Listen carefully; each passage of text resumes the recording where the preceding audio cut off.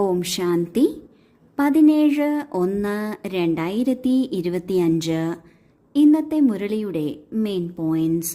മധുരമായ കുട്ടികളെ, നിങ്ങൾ ഭാരതത്തിൻ്റെ മോസ്റ്റ് വാല്യുബിൾ സർവൻ്റ് ആണ്. നിങ്ങൾ തൻ്റെ ശരീരം, മനസ്സ്, ധനത്തിലൂടെ ശ്രീമത്തനുസരിച്ച് ഇതിനെ രാമരാജ്യമാക്കി മാറ്റണം.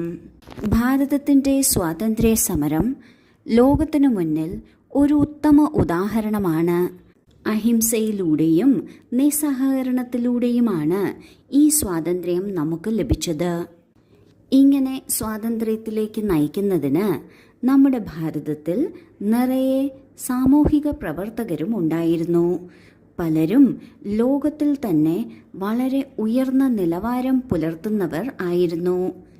എന്നാൽ ബാബ പറയുന്നു, ഈ ഭാരതത്തിൻ്റെ ഏറ്റവും മൂല്യമേറിയ ശ്രേഷ്ഠരായ സേവാധാരികൾ നമ്മൾ കുട്ടികളാണ്. എന്തുകൊണ്ടെന്നാൽ നാം ആധ്യാത്മിക തലത്തിലാണ് ഭാരതത്തിൻ്റെ സേവനം ചെയ്യുന്നത്. ഭാരതത്തിൻ്റെ പകുതി കൽപ്പത്തെ ശത്രുവായ രാവണനെയാണ് ഈ ആധ്യാത്മികതയിലൂടെ നാം തോൽപ്പിക്കുന്നത്. നാം ഏറ്റവും ആദ്യം നമ്മുടെ ഉള്ളിൽ നിന്ന് രാവണനെ മാറ്റിയെടുക്കുന്നു. ഇങ്ങനെ രാവണനെ തോൽപ്പിക്കുന്നതിലൂടെ നാം ദേവീദേവതയായി തീരുന്നു. അതിനോടൊപ്പം തന്നെ ഭാരതത്തിൽ നിന്നും, അതായത് പൊതുവെ ലോകത്തിൽ നിന്നും രാവണനെ മാറ്റിയെടുക്കുന്നു. ഇത്രയും മൂല്യമേറിയ സേവനം നാം ശരീരം, മനസ്സ്, ധനത്തിലൂടെയാണ് ചെയ്യുന്നത്. അതും ബാബയുടെ ശ്രേഷ്ഠമായ ശ്രീമതത്തിലൂടെയാണ് ചെയ്യുന്നത്. ബാബ പറയുന്നു, ഇങ്ങനെ ഈ ഭാരതത്തെ രാമരാജ്യമാക്കി മാറ്റണം.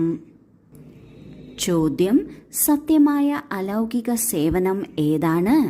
അത് നിങ്ങൾ കുട്ടികൾ ഇപ്പോൾ ചെയ്യുന്നുണ്ട്. ഉത്തരം: നിങ്ങൾ കുട്ടികൾ ഗുപ്ത രീതിയിൽ ശ്രീമത്തനുസരിച്ച് പാവന ഭൂമിയായ സുഖധാമം സ്ഥാപിക്കുകയാണ്. ഇത് ഭാരതത്തിൻ്റെ സത്യമായ അലൗകിക സേവനമാണ്.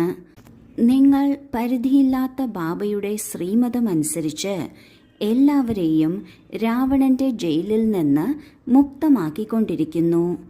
ഇതിനായി നിങ്ങൾ പവിത്രമായി മറ്റുള്ളവരെ പവിത്രം ആക്കുന്നു.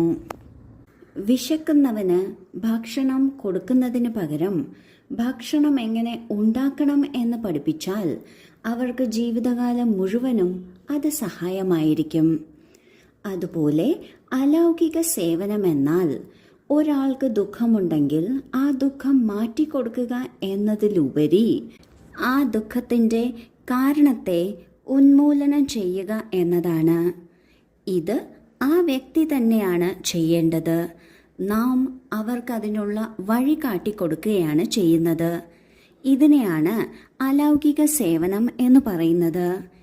ഇങ്ങനെ ചെയ്യുന്നതിലൂടെ നാം സ്വയവും മറ്റുള്ളവരെയും രാവണന്റെ ജയിലിൽ നിന്ന് മോചിപ്പിക്കുകയാണ്. ഈ ലോകം ഇന്ന് ഈ സ്ഥിതിയിൽ എന്തുകൊണ്ട് നിൽക്കുന്നു? രാവണന്റെ പിടിയിൽപ്പെട്ടതുകൊണ്ട്. രാവണൻ എന്നാൽ 5 വികാരങ്ങളാണ്. ഈ 5 വികാരങ്ങൾ നമ്മൾക്ക് ദുഃഖം തരുന്നു. ഈ 5 വികാരങ്ങളെ നമ്മളുടെ ഉള്ളിൽ നിന്ന് ഓടിക്കുന്നതിലൂടെ ലോകത്തിൽ നിന്നും അതിനെ ഓടിക്കാൻ സാധിക്കും. ഇതിന് ഞാൻ തയ്യാറാണോ എന്നതാണ് അലൗകിക സന്ദേശം. ഈ സന്ദേശം എല്ലായിടത്തും എത്തണം. അതിലാരാണോ ഇതിന് തയ്യാറാകുന്നത് അവർക്കാണ് സത്യയുഗം ഗിഫ്റ്റായി ലഭിക്കുന്നത്. ഇതിനായി നാം സ്വയം പവിത്രമായി മറ്റുള്ളവരെ പവിത്രമാക്കുന്നതിനുള്ള സേവനം ചെയ്യുന്നു. ചുരുക്കത്തിൽ, ആരുമറിയാതെ ബാബയുടെ ശ്രീമതമനുസരിച്ച് ഭാരതഭൂമിയെ, പ്രത്യേകിച്ചും പൊതുവെ ലോകത്തെയും സുഖധാമം ആക്കുന്നതിനുള്ള സേവനമാണ് നാം ചെയ്യുന്നത്.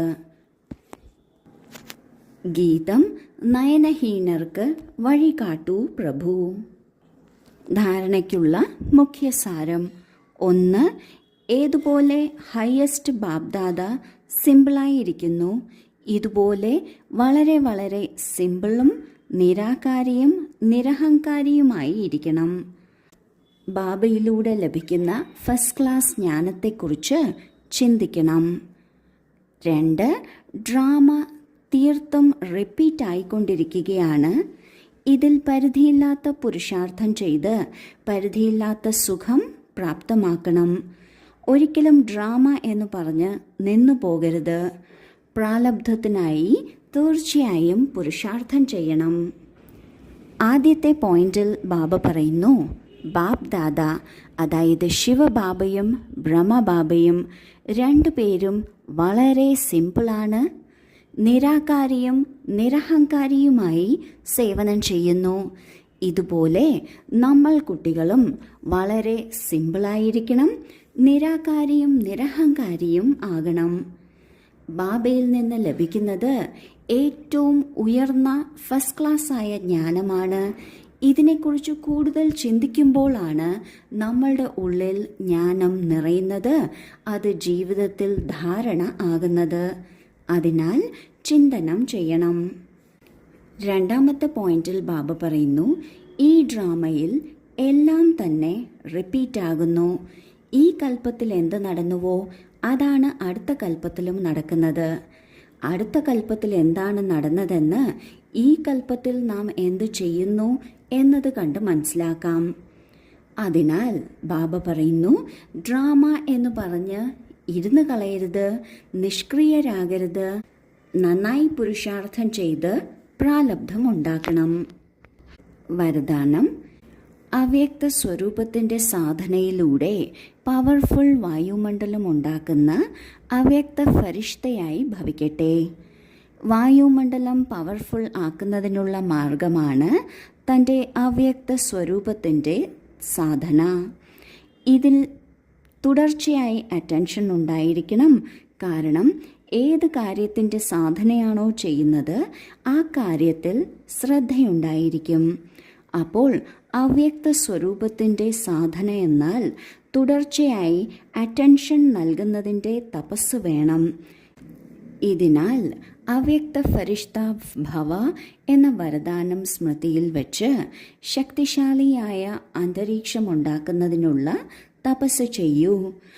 ആര് താങ്കളുടെ മുന്നിൽ വരുന്നുവോ അവർ വ്യക്തവും വ്യർത്ഥവുമായ കാര്യങ്ങളിൽ നിന്ന് ഉപരിയായി തീരും.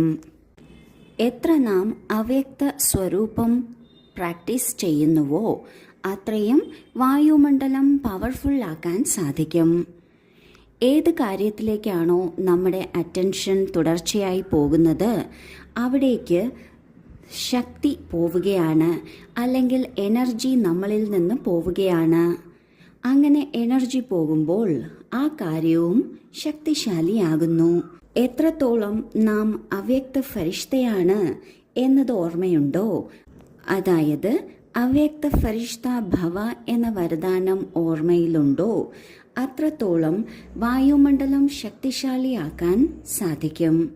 ഒപ്പം ആര് മുന്നിൽ വരുന്നുവോ അവർ വ്യക്തവും വ്യർത്ഥവുമായ കാര്യങ്ങളിൽ നിന്ന് ഉപരിയായി തീരും.